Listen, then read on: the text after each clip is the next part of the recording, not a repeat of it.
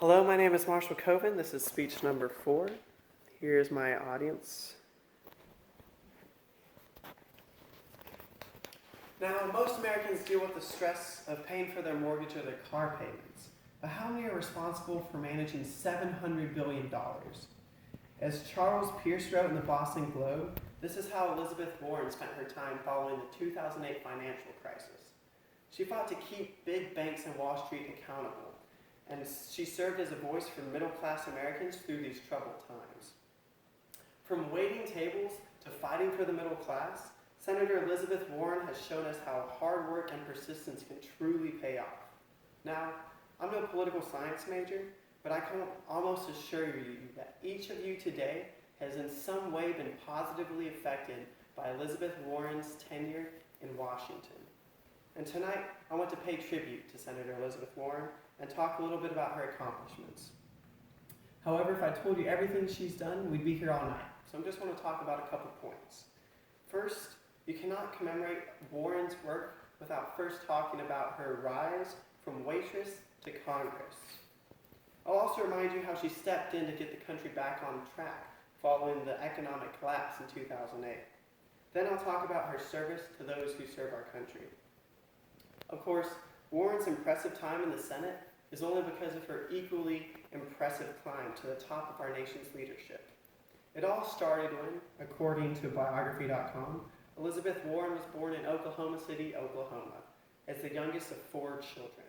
She got her first job at the age of 9, where, according to her website, she worked as a waiter at her aunt's Mexican restaurant. Even at a young age, Warren seemed to have a drive to work hard. And when she was 12, her life only got harder. Her dad suffered a heart attack. Medical bills began to pile up. They'd lost the family car, and her mom had to go work at Sears to pay for the mortgage. Warren began to see just how delicate her family's financial situation really was. But Elizabeth Warren, having a tenacity and drive that is unmatched, did not let her finances stop her. She secured a full debate scholarship to George Washington University and became the first member of her family to graduate from college. This began Warren's climb to the top. Luckily for middle-class Americans, Elizabeth Warren went back to school to earn a law degree and became interested in bankruptcy and commercial law. She then helped monitor the 2008 bailout to keep big banks accountable and was elected to the U.S. Senate as a representative of Massachusetts. From that point on, Elizabeth Warren's influence and accomplishments only grew. According to her biography, Elizabeth Warren oversaw $700 billion as the chair of the Congressional Oversight Panel. She remembered her financial struggles growing up, and she was determined not to let big banks abuse their financial powers. Let us also not forget her nickname, the Watchdog, as it said in the Boston Globe, which named Elizabeth Warren Bostonian of the Year in 2009 for her defense of the middle class.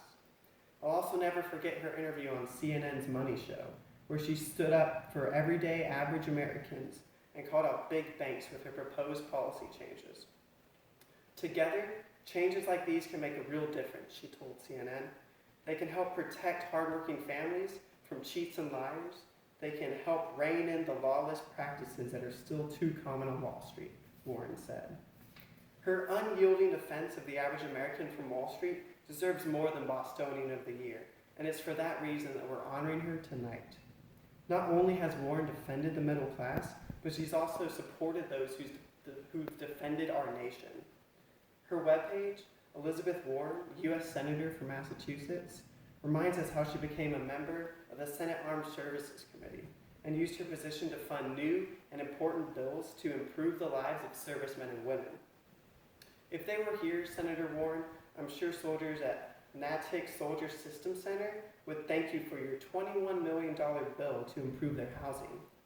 Your bill that ensures that their pay raises are also given to them as they're entitled might even warrant a hug from some of the service members in the audience tonight.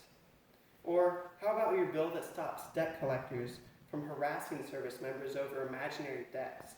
I'm sure they would really appreciate you for that. There's so much of your work that deserves recognition, Senator Warren, that what we touched on tonight is just barely scratching the surface. Your rise from the bottom, your oversight of the 2008 financial crisis, and your support of our nation's servicemen and women make you a truly inspirational leader. It's important to come together on nights like these and pay tribute to those who set the example for others to follow. And you, Elizabeth Warren, are one of those people. If there's anything us ordinary Americans can take away from your legacy, it is that hard work pays off. And with a little determination, no problem is too big to handle. Thank you.